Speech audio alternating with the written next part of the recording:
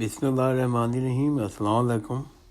انشاءاللہ ہم آج بھی اپنے صحیح بخاری کا مطالعہ جاری رکھیں گے، اور اللہ تعالیٰ کے فضل و کرم سے ابھی تک ہم نے کتاب وحی، کتاب ایمان، کتاب علم، کتاب وضو، کتاب غسل، کتاب تیمم، کتاب نماز، کتاب اوقات نماز اور کتاب اذان کا مکمل مطالعہ کر لیا ہے، اور آج کل ہم کتاب اذان کے مسائل صفت الصلاۃ کا مطالعہ کر رہے ہیں، اور انشاءاللہ آج ہم اپنے مطالعہ کا آغاز حدیث نمبر 855 855 سے کریں گے انشاءاللہ۔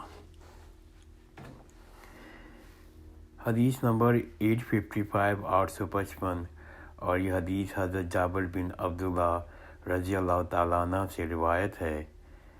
نبی کریم صلی اللہ علیہ وآلہ وسلم نے فرمایا، جو لہسن یا پیاز کھائے بھی ہو تو وہ ہم سے دور رہے، یا یہ کہا اسے ہماری مسجد سے دور رہنا چاہیے یا اسے اپنے گھر میں ہی بیٹھنا چاہیے۔ نبی کریم صلی اللہ علیہ وآلہ وسلم کی خدمت میں ایک ہانڈی لائی گئی جس میں کئی قسم کی ہری ترکاریاں تھیں، پیاز یا گانا بھی۔ آپ صلی اللہ علیہ وآلہ وسلم نے اس میں بو محسوس کی اور اس کے متعلق دریافت کیا۔ اس سالن میں جتنی ترکاریاں ڈالی گئی تھیں وہ آپ صلی اللہ علیہ وآلہ وسلم کو بتا دی گئیں۔ وہاں پر ایک صحابی موجود تھے۔ آپ صلی اللہ علیہ وسلم نے فرمایا، اس کی طرف یہ سالن بڑھا دو۔ آپ صلی اللہ علیہ وسلم نے اسے کھانا پسند نہیں فرمایا اور فرمایا کہ تم لوگ کھا لو، میری جن سے سرگوشی رہتی ہے تمہاری نہیں رہتی۔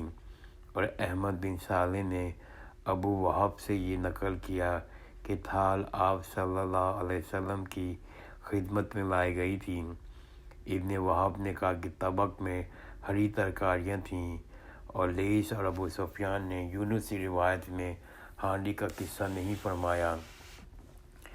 امام بخاری رحمۃ اللہ علیہ نے یا سعید بن ابو وہب نے کہا، میں نہیں کہہ سکتا یہ خود ظاہری کا قول ہے یا حدیث میں داخل ہے۔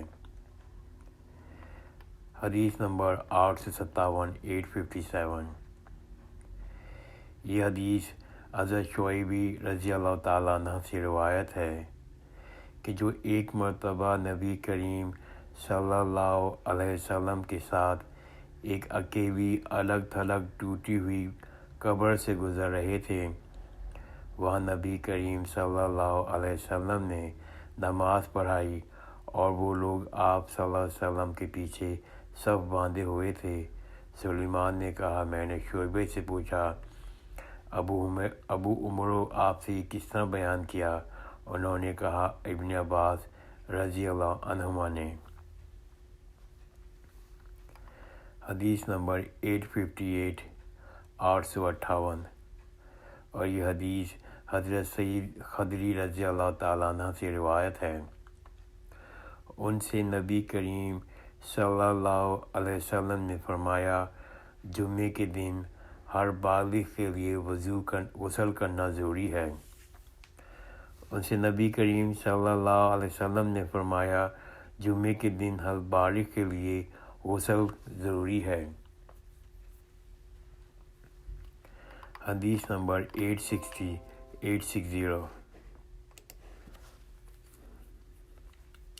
یہ حدیث حضرت انس بن مالک رضی اللہ تعالیٰ عنہ سے روایت ہے۔ ان کی ماں اسحاق کی دادی ملیکہ رضی اللہ عنہ نے رسول اللہ صلی اللہ علیہ وسلم کو کھانے پر بلایا، جسے انہوں نے آپ صلی اللہ علیہ وسلم کے لیے بطور ضیافت تیار کیا تھا۔ آپ صلی اللہ علیہ وسلم نے کھانا کھایا، پھر فرمایا، چلو میں تمہیں نماز پڑھا دوں۔ ہمارے یہاں ایک بوریا تھا جو پرانا ہونے کی وجہ سے سیاہ ہو گیا تھا، میں نے اسے پانی سے صاف کیا، پھر رسول اللہ صلی اللہ علیہ وسلم کھڑے ہوئے، پیچھے میرے ساتھ یتیم لڑکا ضمیرہ بن سعد کھڑا ہوا، میری بوڑھی دادی ملیکہ ام سلیم ہمارے پیچھے کھڑی ہوئیں، پھر رسول اللہ صلی اللہ علیہ وسلم نے ہمیں 2 رکعت نماز پڑھائی۔ حدیث نمبر 865 865 یہ حدیث حضرت عمر رضی اللہ تعالیٰ عنہ سے روایت ہے۔ آپ صلی اللہ علیہ وسلم نے فرمایا، اگر تمہاری بیویاں تم سے رات میں مسجد آنے کی اجازت مانگیں تو تم لوگ انہیں اس کی اجازت دے دو۔ آپ صلی اللہ علیہ وسلم نے فرمایا، اگر تمہاری بیویاں تم سے رات میں مسجد آنے کی اجازت مانگیں تو تم لوگ انہیں اس کی اجازت دے دیا کرو۔ عبید اللہ کے ساتھ اس حدیث کو شعبہ نے بھی اعمش سے روایت کیا۔ انہوں نے مجاہد سے، انہوں نے ابن عمر رضی اللہ تعالیٰ عنہ سے، انہوں نے نبی کریم صلی اللہ علیہ وسلم سے۔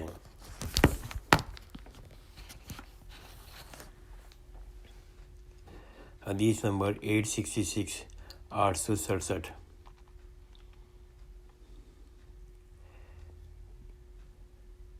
یہ حدیث ام سلمہ رضی اللہ تعالیٰ عنہ سے روایت ہے۔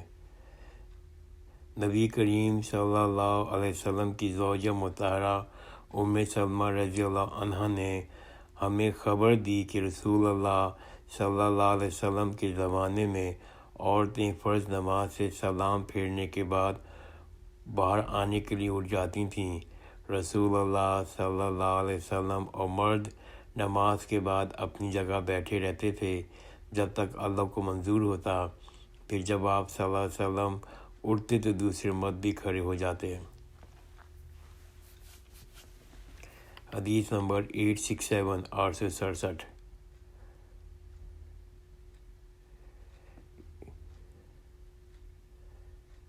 یہ حدیث حضرت عائشہ رضی اللہ تعالیٰ عنہ سے روایت ہے۔ رسول اللہ صلی اللہ علیہ وسلم صبح کی نماز پڑھتے، پھر عورتیں چادریں لپیٹ کر اپنی گھروں کو واپس ہو جاتی تھیں، اندھیرے سے ان کی پہچان نہ ہو سکتی۔ رسول اللہ صلی اللہ علیہ وسلم صبح کی نماز پڑھتے، پھر عورتیں چادر لپیٹ کے اپنے گھروں کو واپس ہو جاتی تھیں، اندھیرے سے ان کی پہچان نہ ہو سکتی۔ حدیث نمبر 868 868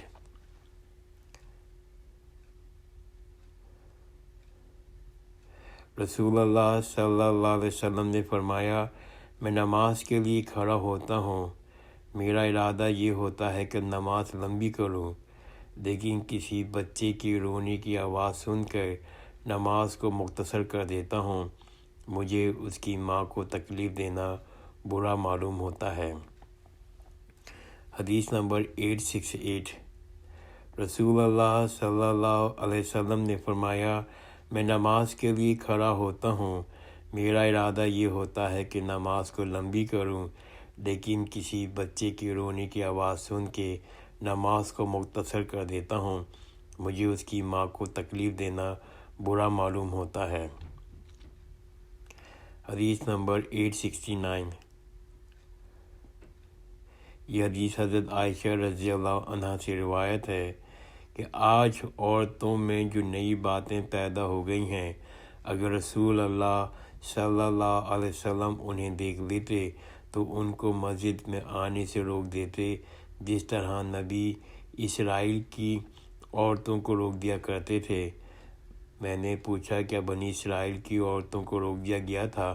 آپ نے فرمایا کہ ہاں۔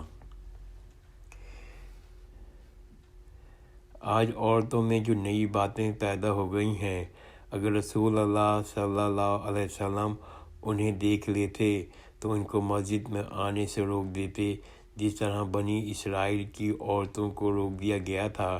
میں نے پوچھا، کیا بنی اسرائیل کی عورتوں کو روک دیا گیا تھا؟ آپ نے فرمایا ہاں۔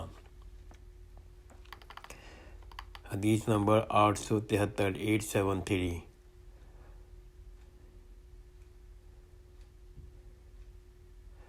یہ حدیث حضرت عبداللہ رضی اللہ تعالیٰ عنہ سے روایت ہے۔ یہ حدیث سالم بن عبداللہ رضی اللہ تعالیٰ عنہ سے روایت ہے۔ آپ صلی اللہ علیہ وسلم نے فرمایا، جب تم میں سے کسی کی بیوی نماز پڑھنے کے لیے مسجد میں آنے کی اس سے اجازت مانگے تو شوہر کو چاہیے کہ اس کو نہ روکے۔ آپ صلی اللہ علیہ وسلم نے فرمایا، جب تم میں سے کسی کی بیوی نماز پڑھنے کے لیے مسجد میں آنے کی اس سے اجازت مانگے تو شوہر کو چاہیے کہ اس کو نہ روکے۔ حدیث نمبر 876۔ الحمدللہ اب میں اس حدیث کی صحیح بخاری کی نئی کتاب کا آغاز کرتا ہوں۔ اس کتاب کا نام ہے کتاب الجمعہ اور حدیث نمبر 876۔ یہ حدیث ابو ہریرہ رضی اللہ تعالیٰ عنہ سے روایت ہے کہ ہم دنیا میں تمام امتیوں کی بعد ہونے کے باوجود قیامت میں سب سے آگے رہیں گے۔ رسول اللہ صلی اللہ علیہ وسلم نے فرمایا، ہم دنیا میں تمام امتیوں کے بعد ہونے کے باوجود قیامت میں سب سے آگے رہیں گے۔ فرق صرف یہ ہے کہ کتاب انہیں ہم سے پہلے دی گئی تھی، یعنی جمعہ ان کا بھی دن تھا جو تم پر فرض ہوا ہے، لیکن ان کا اس کے بارے میں اختلاف ہوا۔ اللہ تعالیٰ نے انہیں یہ دن بتا دیا، اس لیے لوگ اس میں ہمارے تابع ہوں گے۔ یہود دوسرے دن ہوں گے، نصارہ تیسرے دن۔ حدیث نمبر 877 اور یہ حدیث عبداللہ بن عمر رضی اللہ تعالیٰ عنہ سے روایت ہے، تم میں سے جب کوئی شخص جمعے کی نماز کے لیے آنا چاہے تو اسے غسل کر لینا چاہیے۔ حضرت صلی اللہ علیہ وسلم نے فرمایا، تم میں سے جب کوئی شخص جمعے کی نماز کے لیے آنا چاہے تو اسے غسل کر لینا چاہیے۔ حدیث نمبر 878۔ عمر بن خطاب رضی اللہ عنہ جمعے کے دن کھڑی خطاب دے رہے تھے۔ اتنے بھی نبی کریم صلی اللہ علیہ وسلم کے اگلے صحابہ مہاجرین میں سے ایک بزرگ تشریف لائے، یعنی کہ عثمان رضی اللہ عنہ۔ عمر رضی اللہ عنہ نے ان سے کہا، بھلا یہ کون سا وقت ہے؟ انہوں نے فرمایا، میں مشغول ہو گیا تھا، گھر واپس آتے ہی اذان سنی، اس لیے میں وضو سے کچھ اور غسل نہ کر سکا۔ حضرت عمر رضی اللہ عنہ نے فرمایا، وضو بھی اچھا ہے، حالانکہ آپ کو معلوم ہے نبی کریم صلی اللہ علیہ وسلم نے غسل کے لیے فرماتے تھے۔ حضرت عمر بن خطاب رضی اللہ عنہ جمعے کے دن کھڑی خطاب دے رہے تھے۔ اتنے میں نبی کریم صلی اللہ علیہ وسلم کے اگلے صحابہ مہاجرین میں سے ایک بزرگ تشریف لائے، یعنی کہ حضرت عثمان رضی اللہ عنہ۔ حضرت عمر رضی اللہ عنہ نے ان سے کہا، بھلا یہ کون سا وقت ہے؟ انہوں نے فرمایا، میں مشغول ہو گیا تھا، گھر واپس آتے ہی اذان سنی، اس لیے میں وضو سے زیادہ اور کچھ غسل نہ کر سکا۔ حضرت عمر رضی اللہ عنہ نے فرمایا، وضو بھی اچھا ہے، حالانکہ آپ کو معلوم ہے نبی کریم صلی اللہ علیہ وسلم غسل کے لیے فرماتے تھے۔ الحمدللہ میں آج اپنا مطالعہ یہاں رکتا ہوں۔ انشاءاللہ آئندہ کی نشست میں کتاب الجمعہ کو ہی کا مطالعہ جاری رکھوں گا اور حدیث نمبر 879 سے اپنا مطالعہ شروع کروں گا۔ جزاک اللہ خیرن۔ خدا حافظ۔